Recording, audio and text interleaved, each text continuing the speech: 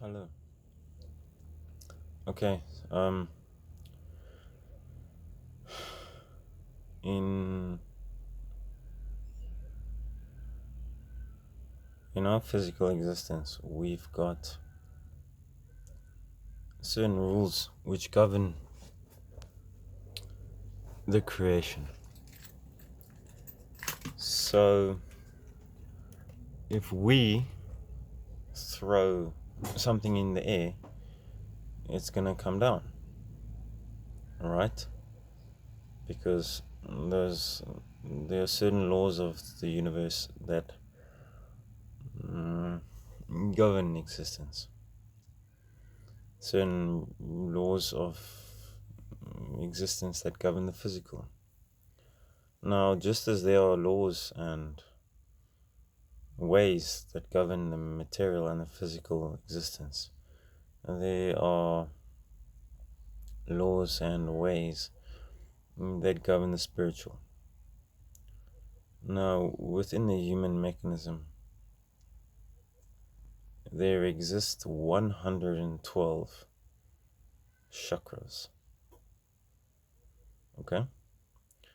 And these chakras are meeting points for the energy that circulates through the human system.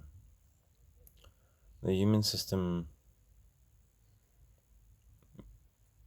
comprises of 72,000 energy pathways.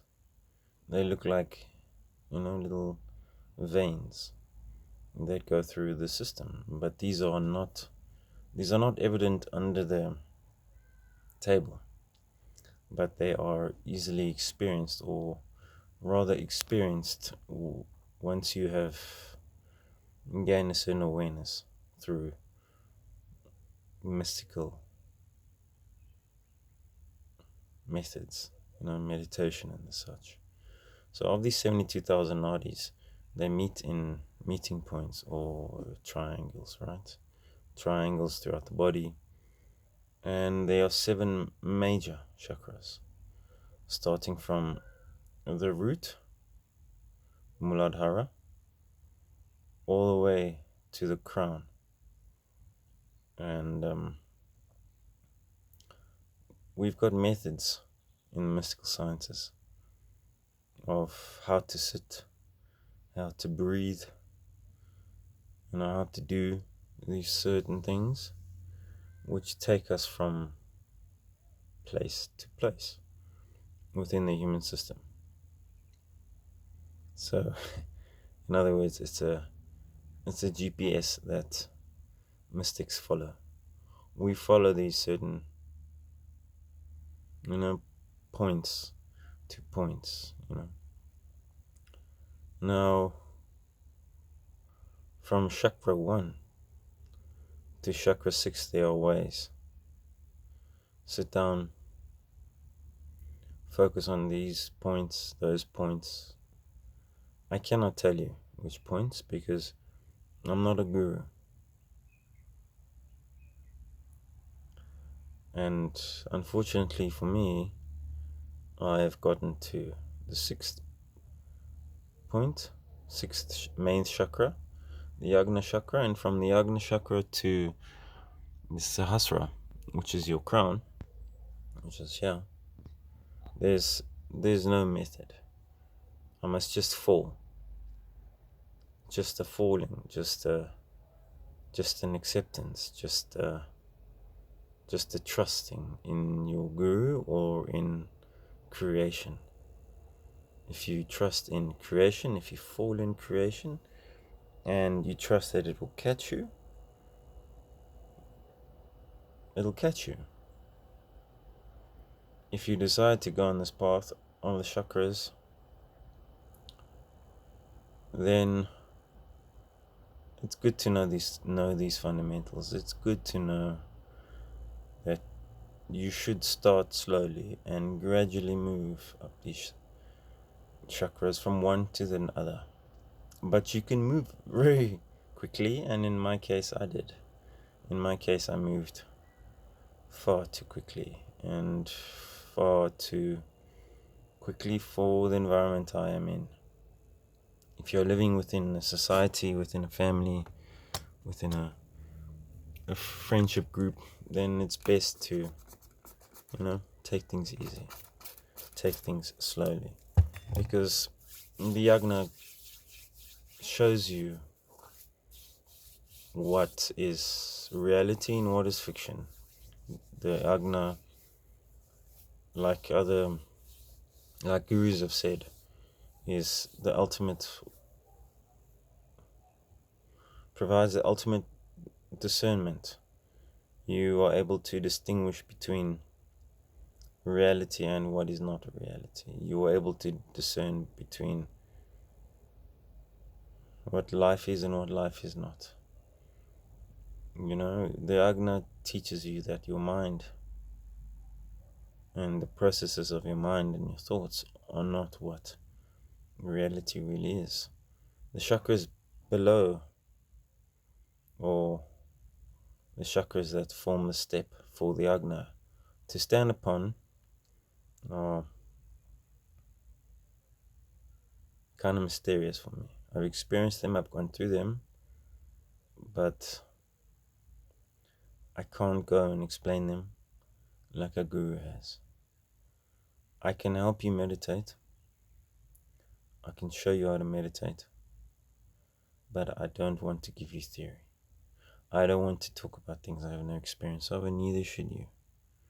Don't talk about things you have any experience of, because it makes life complicated. It feeds the mental jargon and the mental nonsense that goes upstairs. It goes on upstairs and you don't need that. As I've said, the physical existence is more than enough. And you don't need to introduce imagination into the picture. If by not talking about stuff that you have no experience of makes you quiet, then shut up. Don't talk. Just listen and observe creation. You are this tiny little life within the whole of creation, within the whole of the cosmos, and you think you need to talk. You don't. And you think your stories mean that much? They don't. My life, your life means nothing. In terms of our whole creation, it means nothing. So just observe. Your imaginary world, or my imaginary world, isn't big. In terms of the entire cosmos, it's a very small. Just observe. Just watch what goes on around you. Just be aware of what goes on around you. Just try and become who you were meant to as a human being. And playing with the chakras, using the energy with the human system within us, is a great way to evolve yourself as a human being. You see, nature has evolved us human beings to a certain point, but that's not enough. We've been given the opportunity to evolve ourselves even further. We've been given this wonderful opportunity by who knows. Doesn't matter, we are already. So just get on with it. Evolve yourself. Process of evolution is in your hands now. So sit down, meditate, and speed the process along. As I've said, you either do this consciously or you do this unconsciously. Unconsciously, you're going to go from one chakra to the next. Or consciously, you can go from one chakra to the next. You can go very quickly or you can go very, very slowly. It's up to you. It's all up to you. But just do it. And don't live in your imaginary world. Try and get out of it. It's not necessary anymore. Your imaginary world is not necessary. It's causing pain. It's causing hardship for you and the rest of creation. By living a world that is separate from reality, you have gone and you have gathered and gathered and hoarded to build your ego more and more and more and more. Now the whole world is doing this. And when the whole world is doing this, it causes a lot of pain, a lot of suffering. An example is production and eating of meat. It's no longer a necessity. It's no longer needed to sustain life. It's just done out of want and desire.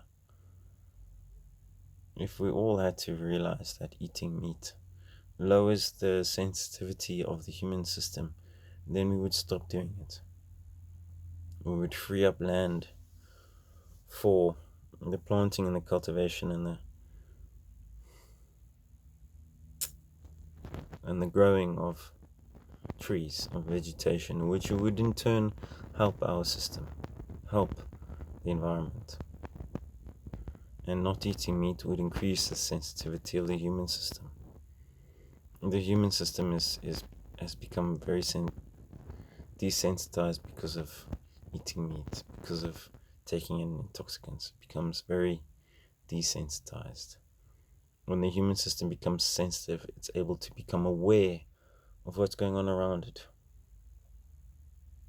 When you flood it full of intoxicants and meat, you lower its sensitivity. You lower the human's innate ability to be aware of what's going on around. It's innate, but you need to work on it. You need to work on its innate ability to become aware of what's going on. And as I said before, which is the topic of this video, is the chakras.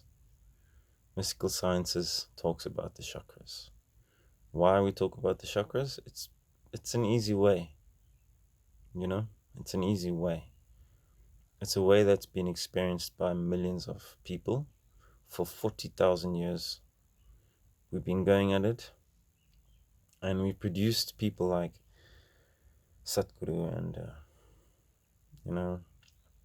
Buddha and Osho and all these wonderful enlightened beings, and maybe you will be one of them. Maybe you will decide that, okay, I don't want to suffer anymore, and I just want to experience pain. Maybe you are one of those who say, okay, it's enough. I want something else. And it's okay if you say, okay, I just want to live how I'm living, and I don't want to go the route of the chakras. And this is fine. This is all okay. But the way of the human being is to advance from one thing to the other, from one place to the other. The way of the human being is to have more and more and more. But the way we're doing it right now is not the way it should be done. The way to have more and more and more in a fulfilling way is to go from one chakra to the next, to the next, to the next. Reach enlightenment and you've got the whole world. Yes, you've got the whole world in you. You have become the entire cosmos once you have reached enlightenment, and that's filling, exceptionally filling. The richest people on our planet are not filled. They are not filled. Material will not fill you. But spiritual growth from the chakras to the chakras is a great way to reach this fulfillment. Namaskar. Have a good one.